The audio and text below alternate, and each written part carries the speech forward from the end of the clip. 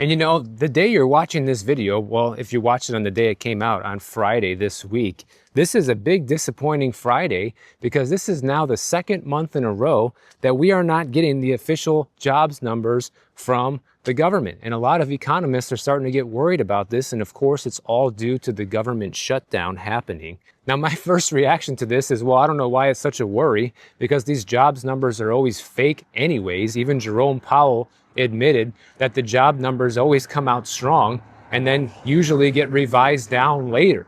So regardless of what the number actually is, it's not a real reflection of what's going on. But of course, economists use it to try and guess what's going on. But I think none of us really have to guess because with all these major layoff announcements, you know, UPS laying off over 40,000 people so far this year, you know, Amazon potentially 30,000 more pretty soon. IBM just announced 8,100 probably. General Motors is getting rid of 5,500. Like, it's almost like it doesn't even mean anything anymore. These numbers seem kind of meaningless, just like billions and trillions, numbers that are too large to fathom most of the time.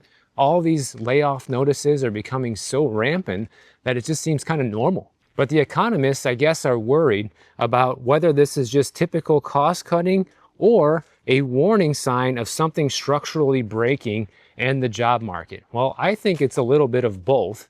Not that my opinion really matters, but that's what I think. Because some of these companies admit they're just doing it to cut costs and increase their bottom line, okay? That's something that's gone on since the beginning of time. And those companies that are replacing people with AI are probably the ones that fit into that category.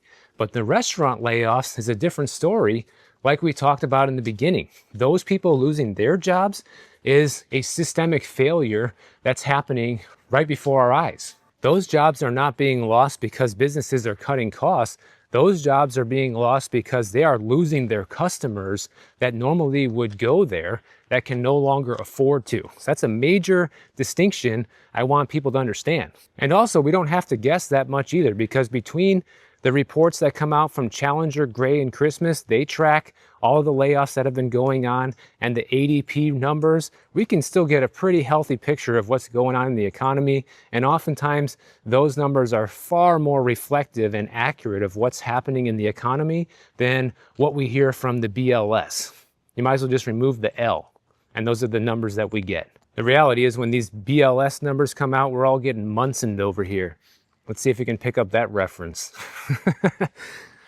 Ramsey, I know you know what it means. A couple other things that are happening in the job market is the job openings fell in October to their lowest level since September of 2021. And they say over 300,000 government jobs have been cut this year, which is a large chunk of that 1.1 million. And now with the government shutdown, those numbers could explode much higher if those jobs aren't brought back when the shutdown is over. Even with all this going on, a lot of the economists can agree that the labor market is weakening, but they're saying it hasn't completely fallen apart. I wonder what actually has to happen, in their opinion, for them to say, oh yeah, it's completely falling apart. Like, what level do things need to reach for them to say it's completely falling apart? Because historically speaking, it hasn't fallen apart this badly in over 20 years. So how bad does it have to get for it to be falling apart?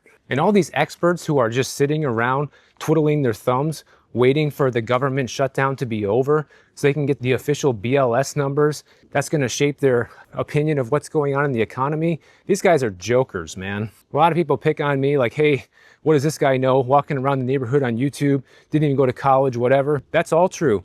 I never went to college. I'm just an ordinary guy. But one thing that I have that seems to be missing in the world today is common sense. And I see things for what they are. And what I see right now is nothing but lies and sugarcoating to make things look good when they're not.